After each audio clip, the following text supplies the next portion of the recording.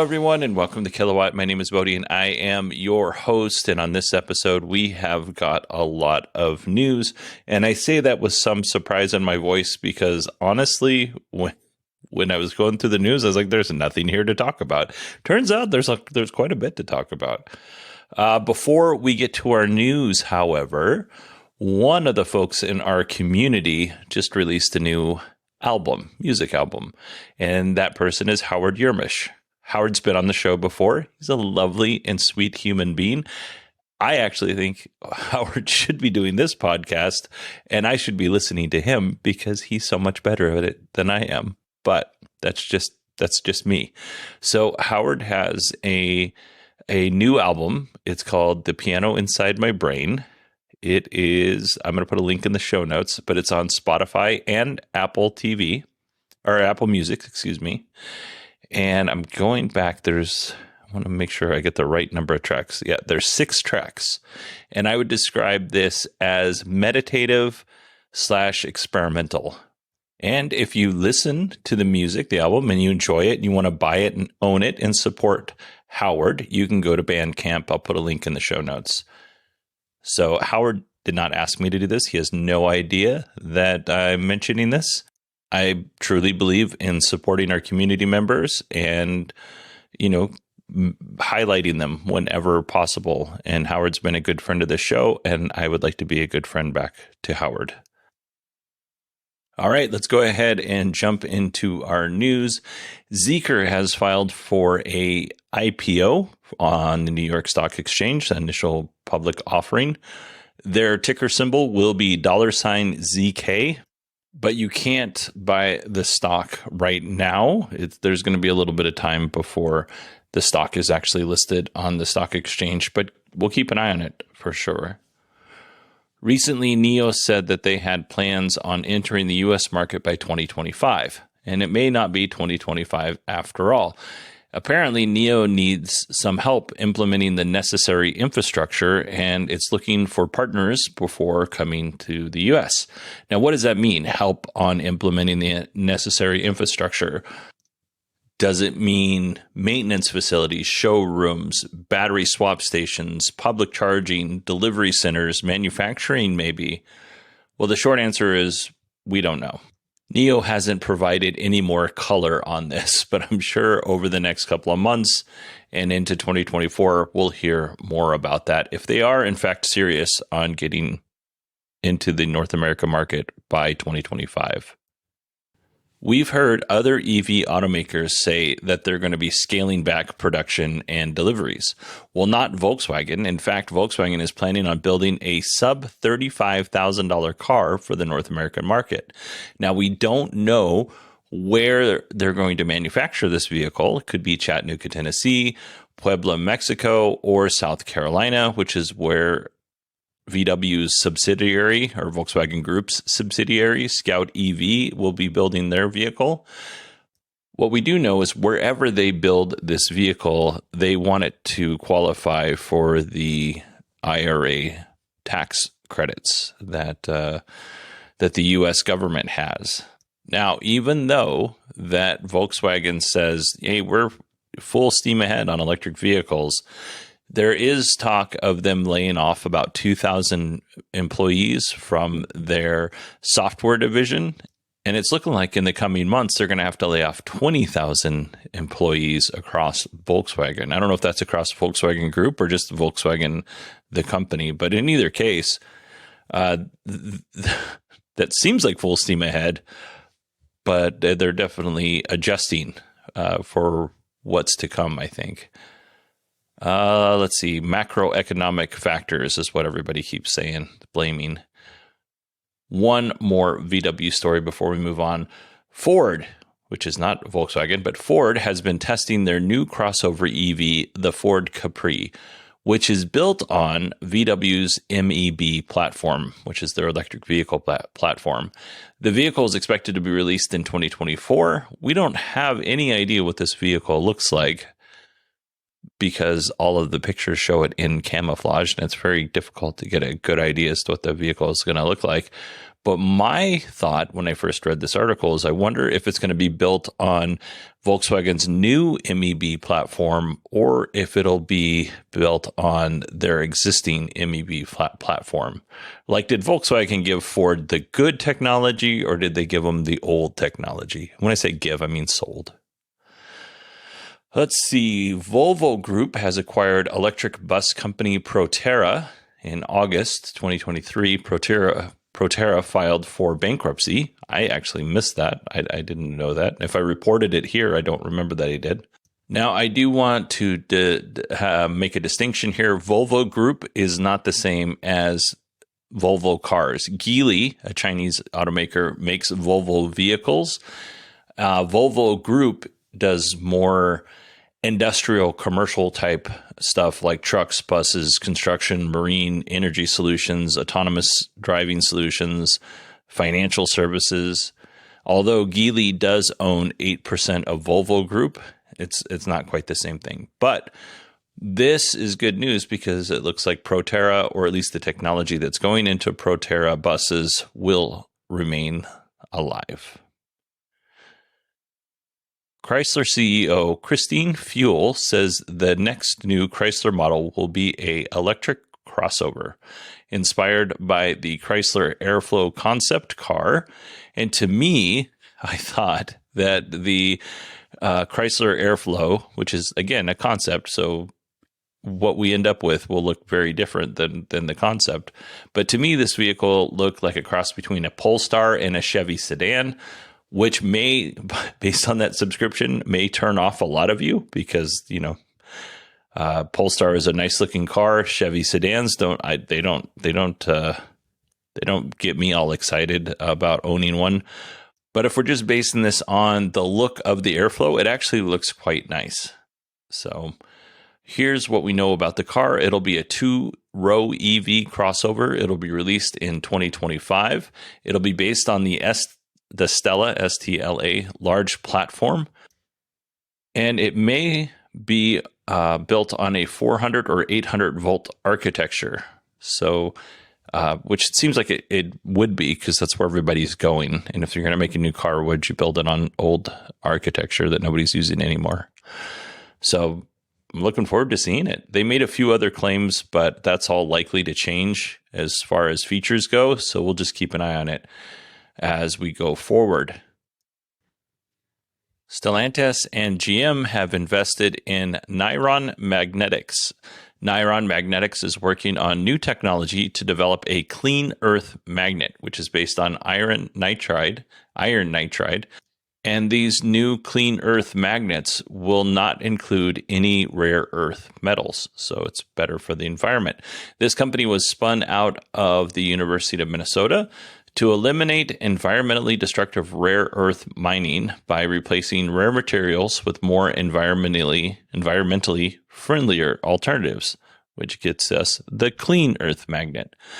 The problems are the rare earth magnets are labor intensive to get them out of the ground. They cost a lot of money. There's some supply chain instability. And again, like we mentioned before, it's harmful to the environment to do all that stuff. So these new clean earth magnets can go into things like speakers or consumer appliances that need compressors, fans, and motors. It could also be used in HVAC systems, power tools. There's industrial uses. Wind turbines could use these batteries. And then, of course, what's relevant to this show is automotive. There are hundreds of permanent magnets on every vehicle. So with EVs, obviously EV motors, you use these magnets. NIRON Magnetics estimates that they'll be able to save about half the cost of clean earth magnets when you compare them to the cost of rare earth magnets. So pretty cool. I thought this was a really interesting story. All right, we have one last thing to talk about in our EV news segment here. We're going to talk about GM Cruise and their autonomous vehicles. There has been a fair amount of negative press when it comes to Cruise. CEO Kyle Voigt gave us a little bit more information on the Cruise project. Now, this was recorded from a staff meeting. This was not given to the press. So, and I think Forbes was the one that got the scoop on this. So lately, I don't know if you've noticed, but Cruise has received some negative press. There were some incidents where a Cruise vehicle was blocking an ambulance that was trying to leave the scene with a patient. The Cruise algorithm has or may have a hard time identifying children. There was a festival in San Francisco where there was a lot of people with cell phones, and the Cruise vehicles just kind of panicked and froze up. And then there was an accident where a pedestrian was hit by a non-Cruise vehicle and then landed in front of a Cruise vehicle. The Cruise vehicle ran that pedestrian over and then drugged them. The reason why the pedestrian was drugged underneath the car was because when there's an accident, the Cruise vehicles are programmed to move to the right. Unfortunately, because there was somebody underneath the vehicle that drove the patient. I'm going to go ahead and read a little bit from the article that I pulled this from. This is a Clean Technica article, and the author is Jennifer Sensaba, which actually I use her quite a bit for source material. So you should go and read her for sure and follow her on Twitter. All right.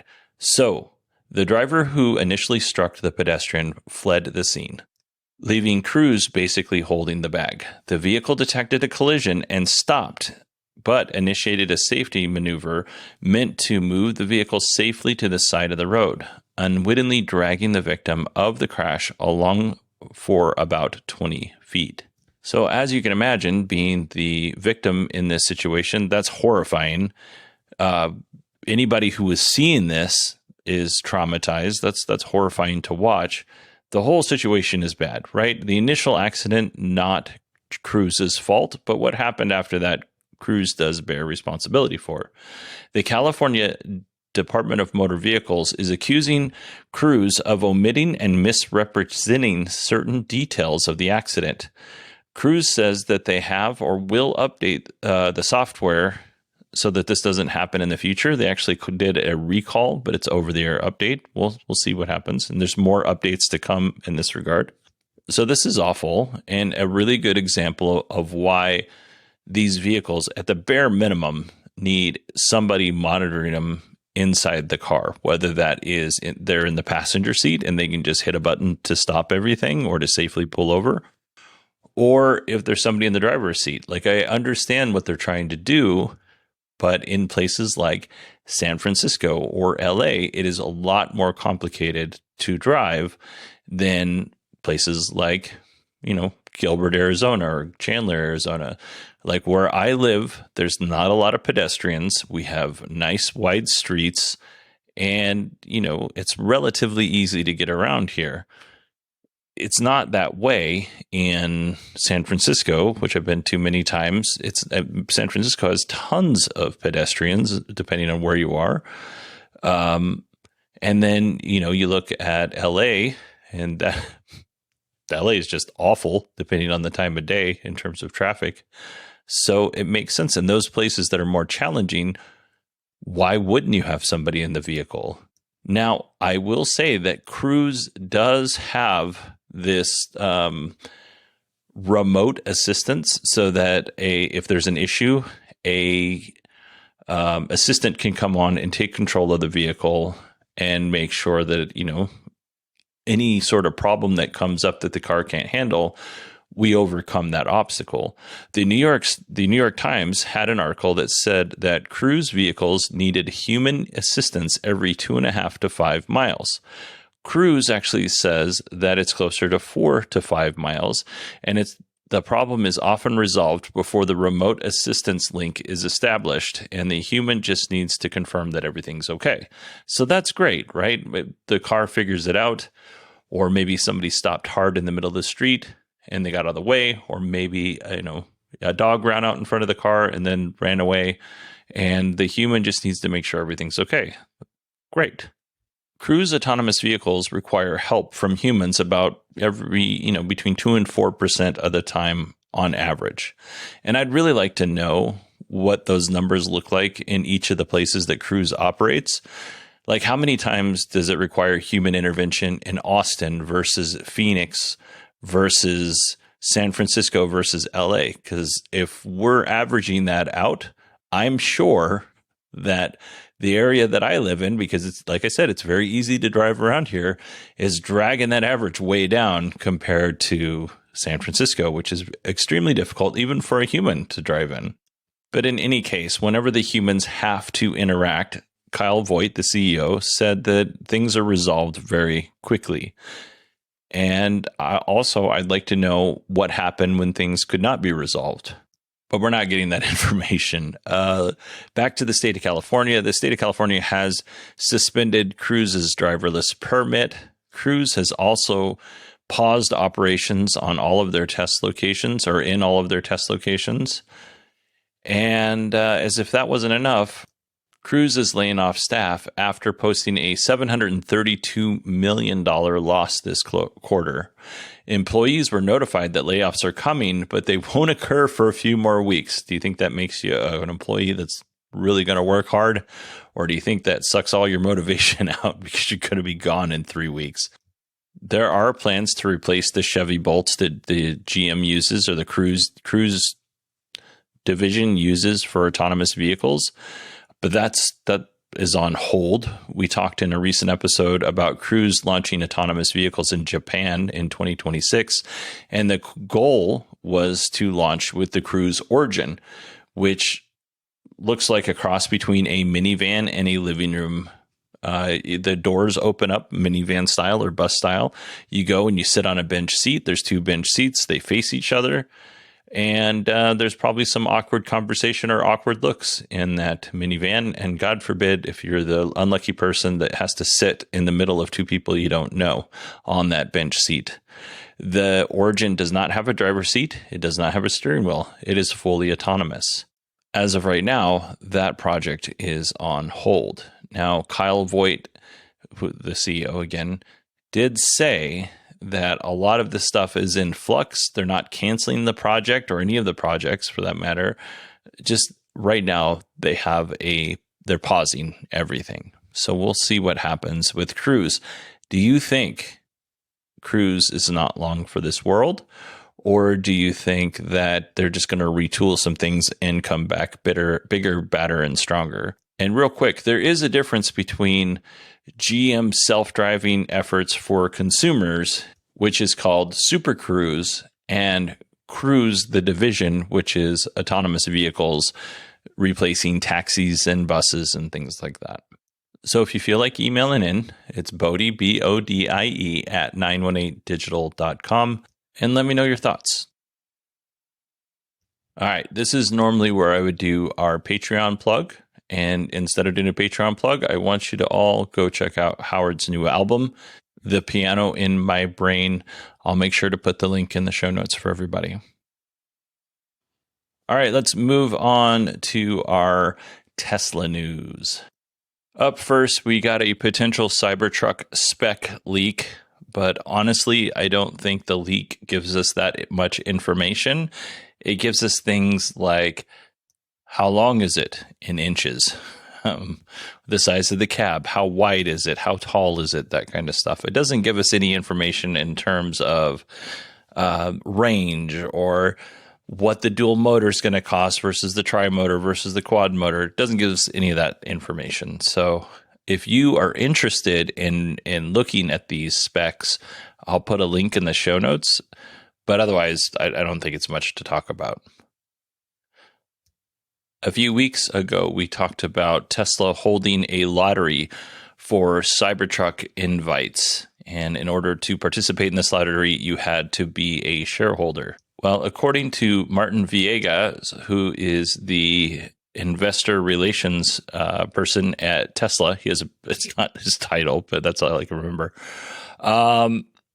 They've completed the lottery. They're getting ready to send out invites. No one knows who got invited yet. But if you get invited, dear listener, and you would like to take me as your date, I will buy your dinner. But that's it, because I'm very old-fashioned. Don't expect a lot. I'll buy you maybe an alcoholic drink, go to a nice dinner, go to the event, but then that's it.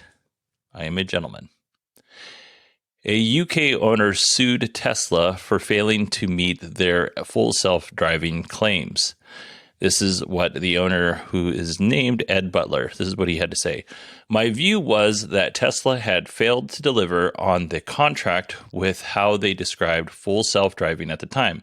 Now, Ed, he bought a Model 3 in 2019. Ed is claiming that Tesla has not fulfilled their side of the promise, and therefore they're in breach of contract. He was suing them for £5,800, because it's in the UK, which is about $7,100 US, and that's about what he paid for full self-driving plus interest and other costs. Prior to going to court, though, Tesla contacted Ed Ed Butler and offered to settle the case. Butler got £8,000 or $9,800 US, $9,800. And Tesla removed full self-driving from his vehicle. And this is what he had to say. The money wasn't important to me. I felt they conned me, and I wanted them to do the right thing and put it right. It sounds like Tesla wanted him to sign a confidentiality clause, and he was like, nope, money's not important to me. I'm not going to sign that.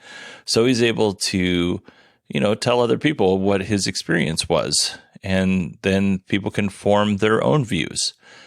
Now, what I think is interesting is that before, this gentleman was going to sue them, before they went to court, Tesla said, okay, let's settle, gave him some money to reimburse him for full self-driving, gave him a little bit extra, and then said, sign this clause. And he said, no, I'm not going to do that. But I wonder how many people have sued Tesla because full self-driving wasn't what was promised, got their money, and then because they signed a confidentiality clause, they just stayed quiet about it instead of talking about it. Interesting. Not that long ago, I think it was in Italy, somebody had sued Tesla because full self-driving did not live up to what they felt Tesla's promises were, and they won. I wonder, I'm just really curious how often this actually happens now. I should get full self-driving and then sue Tesla. I'll wait till full self-driving comes down to, like $50 before I do that, though. Moving on, though, we're going to talk about unions. And whether you like unions or not, you've benefited from what unions have negotiated for union employees. And it's just a fact, 8-hour work days. I can go on and on and on. I won't, because this isn't a pro-union podcast, even though your host is pro-union. Honda and Toyota auto workers, who are not union, but they will be getting pay raises after big three automakers and their respective unions signed their new contracts. At Toyota, employees are going to get a 9.2% raise immediately. Now, that's not as good as what the big three unions, what they got. But still, I don't know too many people who are going to balk at 9.2% raise.